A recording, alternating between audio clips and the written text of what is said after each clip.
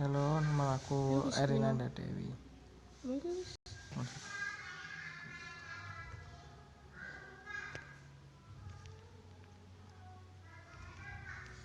Jaringan aku ya.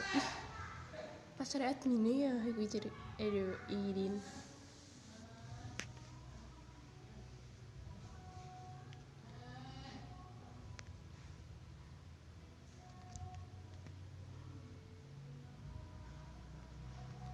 Masih tuh pada nonton maning.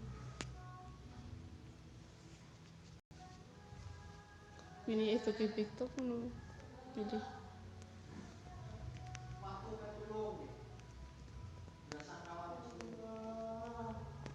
Kim mesti banget bini ipi. Dulu ipik tik.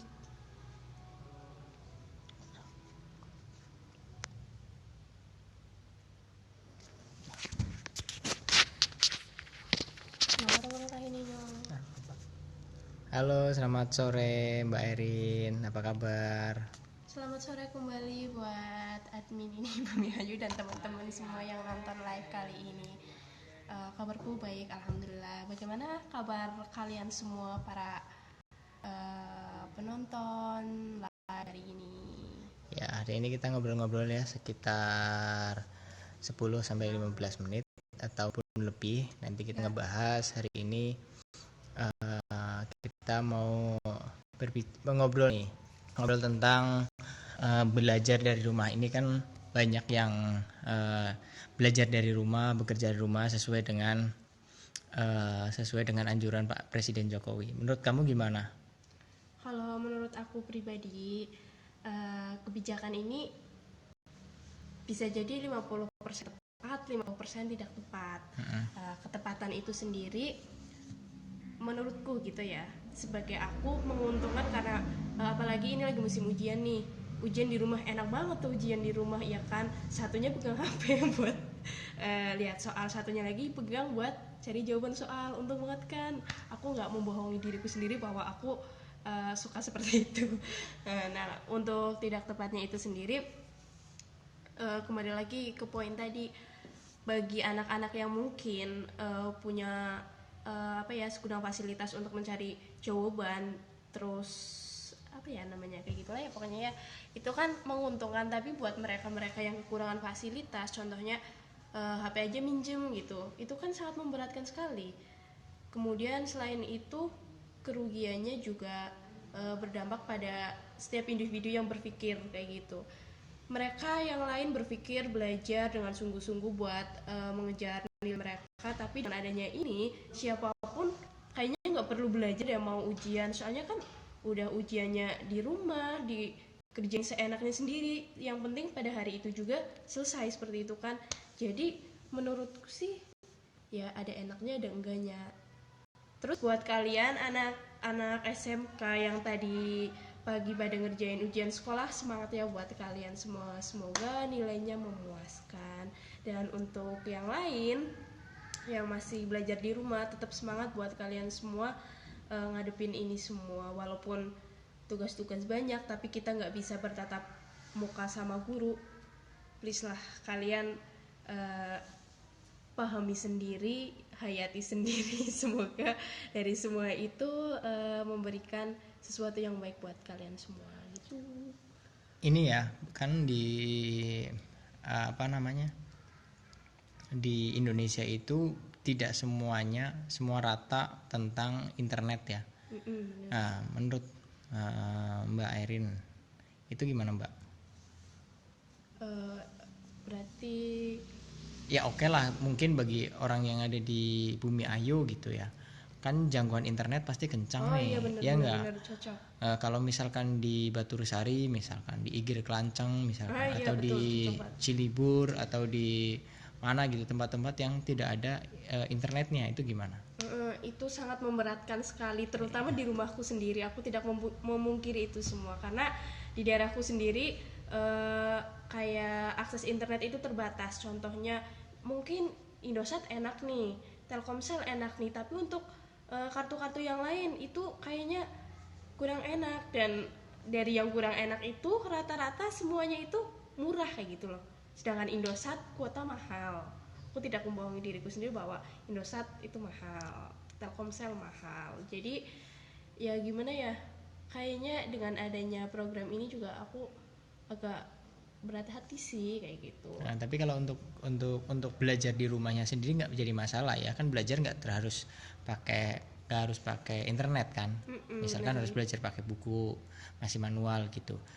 Seberapa efektif sih belajar di rumah dengan belajar di sekolah ini, Mbak? Kalau belajar di rumah itu sendiri menurutku kurang efektif. Yang pertama, kita tidak bisa bertatap muka dengan guru. Bimbingannya ya terutama ya. Jadi apa yang kita peroleh itu benar-benar saklek itu kayak gitu, nggak ada pengembangannya kayak gitu, nggak ada yang mau ngembangin. Misalkan ada yang ngembangin itu pun ya sedikit kayak gitu, nggak semua yang ada di rumah itu mampu mampu mengembangkan, maksudku ya ampun. Karena kemarin aku lihat nih di postingannya ini Bumi Ayu di fanpage, itu kan ada cerita ini gara-gara sekolahnya online, sekolah di rumah, ternyata dia habis ngalas nih gitu. Oh iya. Tiba-tiba pulang ngalas, chattingannya udah banyak banget gitu. Nah ini gimana nih menanggapi hal ini? Nah kalau menurutku sendiri, ini kan sekolah itu bukan diliburkan, tapi kita itu berarti media apa ya, tempat buat sekolahnya itu cuma pindah. Jadi waktunya belajar ya digunakan untuk belajar kayak gitu loh. Setelah belajar itu selesai, kita mau ngapain aja ya terserah kita kayak gitu. Jadi saat waktunya belajar, sebisa mungkin kita sama halnya dengan sekolah kayak gitu. Waktunya sekolah ya kita datang ke sekolah, belajar, menuntut ilmu kayak gitu, bukan untuk hal yang lain kayak gitu sih ya gitu ya. Kita, ini kan Mbak Erin kelas 3 nih, kelas 3 SMA ya. Sebentar lagi mau ujian. Kendala-kendala apa aja sih pada saat sedang disuruh belajar di rumah ini? Apakah ada permasalahan? Kan orang khawatir ya, begitu mau ujian malahan kita suruh bukan libur, kita suruh malah belajar di rumah, bukan malah kegiatan setiap hari di sekolah gitu. Pendapat Mbak Arin gimana tentang sekolah ini, Mbak? Ya menurutku gimana ya, ya membosankan gitu loh. Walaupun di rumah itu enak, suasananya tenang kayak gitu, belajar sedikit masuk, tapi gitu gimana kita ngembanginnya lagi kayak gitu kan. Segala sesuatu itu diserap, jangan cuma diserap tapi kita lihat kayak gitu kan. Terus kayak soal-soal dan tugas-tugas itu menurutku memberatkan gitu loh. Dalam satu waktu tugasnya banyak kayak gitu kan, jadi kitanya jadi malas mikir kayak gitu. Udah di rumah bosen banget, nggak boleh keluar terus cuma kayak gitu aja, jadi menurutku membosankan gitu. Membosankan ya. Jadi malahan belajar dari rumah ini malah membosankan dibanding belajar di sekolah ya. Iya, karena mungkin interaksinya yang berbeda ya. Kurang interaksi dengan guru, dengan teman kayak gitu. Jadi kalau di rumah itu benar-benar kayak kita tuh belajar, ya udah sih yang kita pelajarin ya itu kayak gitu. Jadi kalau mau bertanya itu malahan susah gitu ya. Nah ini buat teman-teman di ini Bumi Ayu, silakan buat yang mau bertanya tentang belajar dari rumah, terutama buat teman-teman yang justru malah melakukan kegiatan-kegiatan melakukan kegiatan yang lain, bukan belajar tapi aktivitas lain, tidak malah belajar. Itu gimana? Silakan boleh bertanya, nanti Mbak Erin boleh boleh ngasih saran atau gimana. Ini ada dari Ita Fauzia, adminnya membosankan nggak Dek? Kalau adminnya yang pasti membosankan atau tidaknya itu ya tergantung suasana. Kita nggak bisa ngomongin bahwa orang itu selalu membosankan kayak gitu kan, enggak, karena ada fasenya sendiri-sendiri kayak gitu Mbak Ita. Ya pokoknya gitu deh Mbak admin. Pokoknya buat kalian semua kalau ada salah-salah kata aku mohon maaf ya. Karena ini juga tidak ada pemberitahuan tentang podcast ini. Aku kalau bikin podcast biasanya emang secara mendadak. Sebenarnya aku udah ada podcast namanya Podcast Kamar Kos. Silakan dicek di Spotify dan di Anchor. Kita ada pembahasan tentang corona yang pertama. Itu juga nanti bakalan tayang di ini bukan di ini, di BNTV kita bakalan ada podcast. Nah, mungkin di beberapa minggu ke depan kita juga bakalan melakukan podcast bareng Mbak Erin karena kita ada kerjasama dengan Doi. Kita ada kerjasama tentang banyak hal ya. Mudah-mudahan Mbak Erin bisa bantu ini Bumi Ayu ke depannya tentang pelajar-pelajar di Indonesia, karena Mbak Erin ini salah satu duta anak ya, apa sih? Bukan duta anak, aku tuh berarti masuk forum anak terus anak, kalau pelajar aku duta pelajar Rabani. Duta pelajar Rabani ya. Yang jelas masih SMA ya, kelas 3 ya. Ini mungkin bisa bagi-bagi tips tentang menghadapi ujian mungkin ya Mbak ya. Bisa banget ya. Walaupun itu menurut aku ya, jadi kalian boleh tiru atau cuma sekedar diabaikannya nggak apa-apa sih kan, karena itu cuma menurutku doang kayak gitu. Oke ya. Ini ada yang nanya deh dari Roy Loru @Roy Loru, cara mencegah virus corona itu seperti apa Mbak? Ini dari yang aku baca dan dari beberapa artikel-artikel yang aku dapat kayak gitu ya. Yang pertama yaitu hindari kerumunan lebih dari 10 orang. Ya gimana caranya kita menghindari, berarti gimana ya ngomongnya? Seni kontak langsung. Jangan kontak langsung dengan orang yang mengidap virus corona. Nah, yang kedua, rajin-rajinlah membersihkan diri, salah satunya dengan cuci tangan, makan buah ya. Iya, terus buat kalian semua kalau yang muslim nih, jangan tinggalin sholat sama wudhu. Kayak gitu kan banyak artikel-artikel yang menyebutkan bahwa dengan wudhu kita secara tidak langsung membersihkan tangan, virus-virus dari membersihkan segala macam virus, mulai dari tangan, hidung, mulut dan apa yang kita basuh. Gitu. Tapi terus, harus yang tadi ya, yang di depan ya, menghindari dulu kerumunan massa ya. Itu yang paling penting. Ya barangkali dari sekian puluh orang yang ada, malahan itu ada yang ini ya. Dan gejalanya itu kan kadang tidak nampak kalau dalam jangka waktu seminggu 2 minggu kayak gitu kan belum nampak. Nah itu gitu. Perlu diperhatikan. Pokoknya tinggal ini aja ya, tinggal ikuti apa yang sudah pemerintah anjurkan ya. Itu banyak banget ininya ya. Terus jangan sampai karena apa ya, mungkin ada yang bilang kayak gini, udahlah kayak kematian itu udah ada yang ngatur, jangan seperti itu sepertinya kita nantang banget kayak gitu loh. Ya, padahal kita harus ada pencegahannya dulu ya, benar. Ini ada pertanyaan lagi dari @Zul Yurbay ya. Zul Yurbay itu nanyain metode belajar yang bagus apa Mbak? Kalau buat aku sendiri, menurut aku ya ini Mas, kalau metode belajar yang baik itu yang pertama, setiap kita belajar itu tentukan mood kita kayak gitu. Jangan mood lagi rusak-rusaknya nih terus kita belajar, nanti kita nggak bakal masuk apa yang kita baca kayak gitu. Terus yang kedua, nentuin waktu yang tepat. Kalau menurutku sih waktu yang paling tepat buat belajar itu sekitar jam 3 jam 4 kayak gitu, karena di waktu itu benar-benar sepi, terus otak kita lagi fresh-freshnya karena baru bangun tidur kayak gitu kan. Nah itu cepet banget masuk tuh ilmu apa dan apapun yang kita baca kayak gitu. Terus belajar yang baik itu belajar yang menyenangkan menurutku. Jadi jangan dipaksa ya intinya ya. Benar. Jadi kalau kita menyenangi pelajaran itu, maka pelajaran itu dengan mudah kita serap ya. Betul. Dan yang paling penting itu kuasai dulu dasarnya kayak gitu. Kalau dasarnya kita tahu, nanti kesananya gampang kayak gitu. Nah kalau misalkan orangnya itu emang dasar malas. Nah kalau orangnya emang orangnya itu malas kayak gitu, itu dari kembali lagi ke diri kita sendiri kayak gitu loh.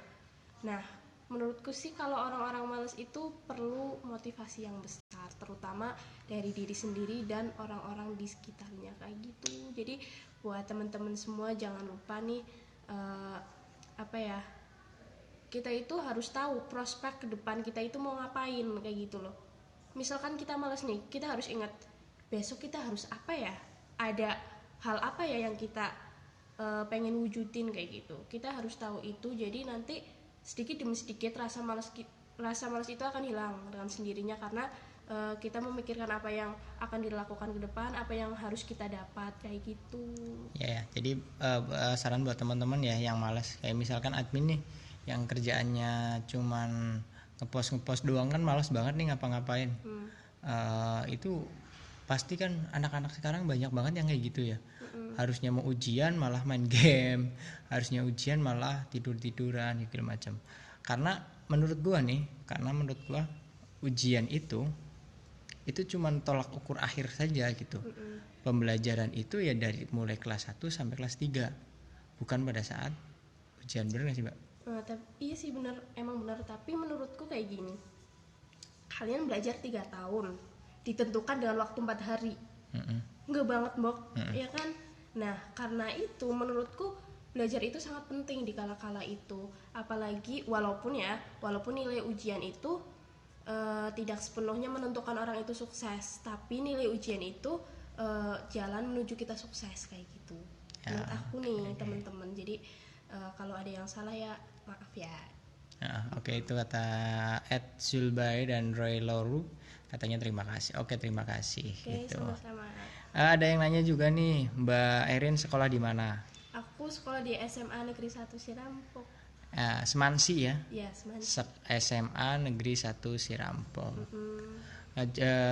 Di jurusan apa Mbak? Aku jurusan MIPA. IPA ya. Oke, barangkali ada yang mau tahu kegiatannya Mbak Erin, add aja di Instagramnya apa Mbak? Ini juga disematkan sama Mimin ya, @erinandadewi ya. Iya.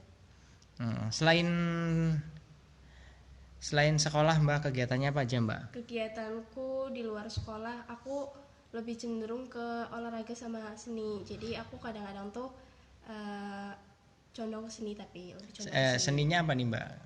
Aku biasa monolog, tari, puisi, narasi kayak gitu. Kalau kayak puisi dan narasi, aku lebih condong ke baca. Kalau bikin paling iseng-iseng aja. Kalau lagi gabut kayak gitu, aku bikin puisi, bikin narasi kayak gitu.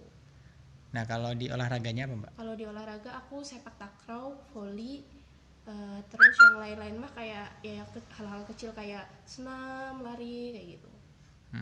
Nah ini kan beberapa minggu kemarin kayaknya ada postingan tentang ini ya, tentang traveling ya. Ceritain dong, mulai nge-YouTube kayaknya Mbak.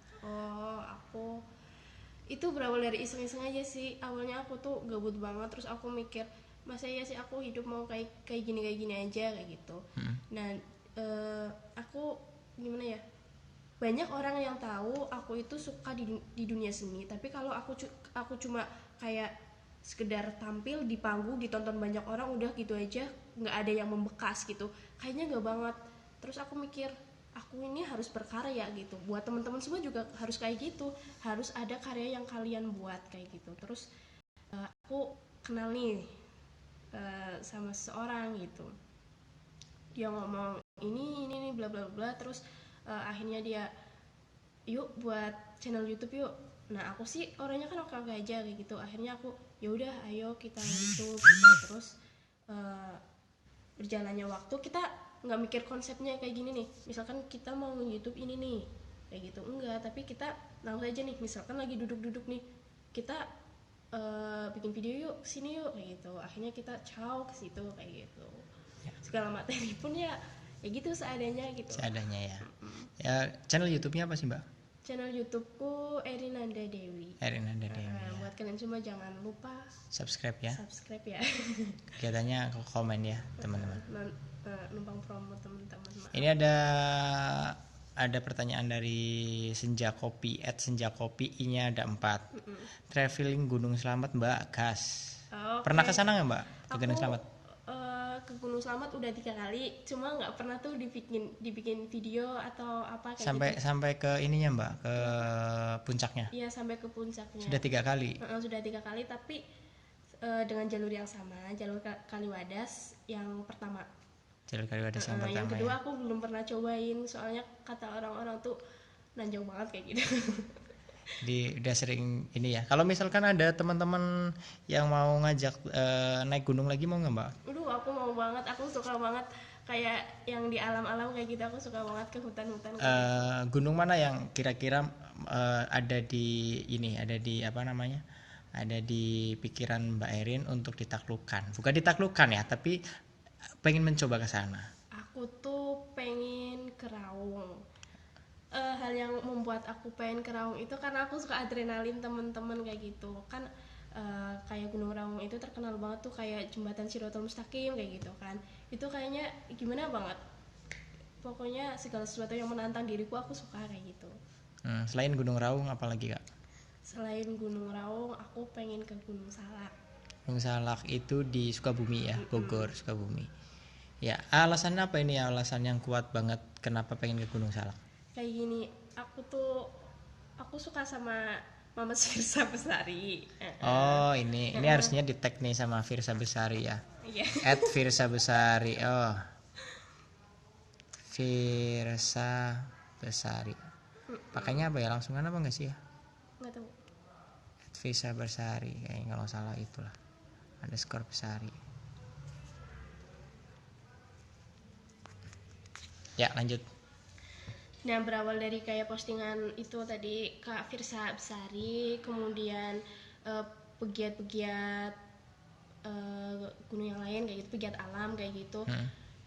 Aku sih lebih cenderung suka karena aku orangnya suka hal-hal yang gaib dan penuh misteri kayak gitu. Nah, dari postingan-postingan yang aku baca, kemudian dari beberapa yang aku baca kayak gitu, Gunung Salak itu penuh dengan misteri. Nah, dari itu aku pengen tuh nyobain gimana sih kalau aku kesana kayak gitu. Oh gitu. Jadi kalau misalkan ada teman-teman yang mau ngajakin Mbak Erin, silakan aja bisa DM ya.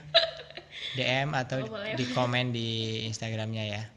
Ya, Senja Kopi, ayo Mbak, kapan kesana? Ya, tinggal DM aja di Instagramnya ya @erinandadewi atau enggak tinggal ini komennya di YouTube channelnya mungkin bisa ya. Nanti bisa diajakin. Tapi mungkin untuk bulan-bulan ini belum bisa kali ya Mbak? Iya, belum bisa. Karena lagi sibuk untuk ujian nasional. Iya, benar banget. Jadi buat teman-teman semua yang lagi nonton live ini Bumi Ayu, ini adalah Erinanda Dewi. Erinanda Dewi adalah seorang pelajar di SMA Negeri 1 Sirambok, Semansi.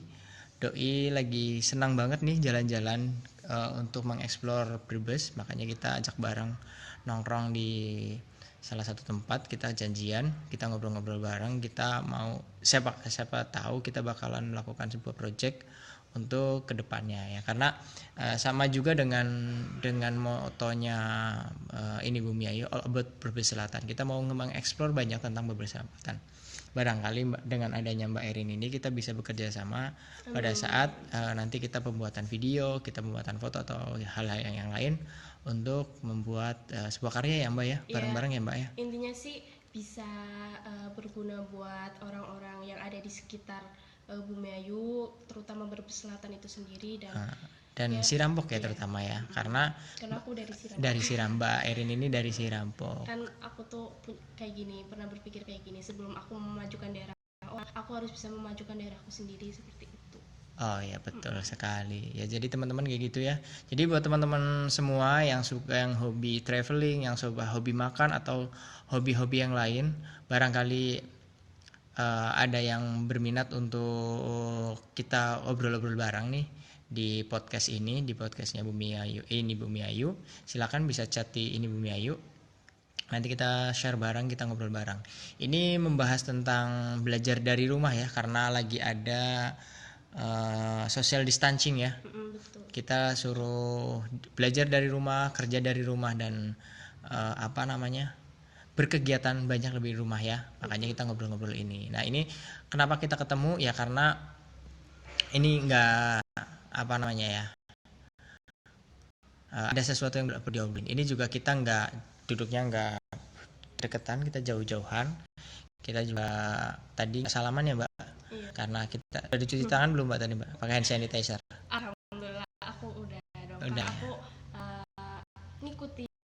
ngikut sama instruksi dari pemerintah. Ya. Jadi buat teman-teman lagi belajar di rumah, sarannya Mbak, terakhir teman-teman semua yang mau ujian dan sekarang lagi belajar di rumah. Nah, buat teman-teman semua yang lagi belajar di rumah, kalian terus semangat, terus tingkatkan motivasi belajar kalian, kemudian jaga kesehatan itu penting banget teman-teman, karena lupa itu ibadah ya.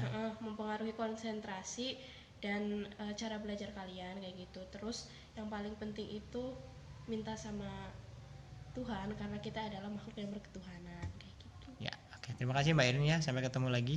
Ya. Mudah-mudahan obrolan ini selama 25 menit bisa bermanfaat.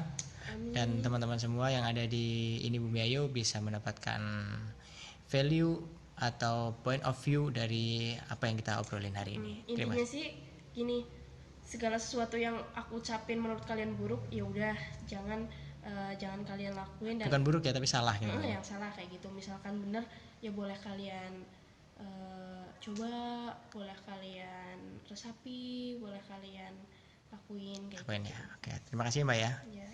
Selamat sore teman-teman semua. Assalamualaikum warahmatullahi wabarakatuh. Ini Bumi Ayu, all about Brebes Selatan.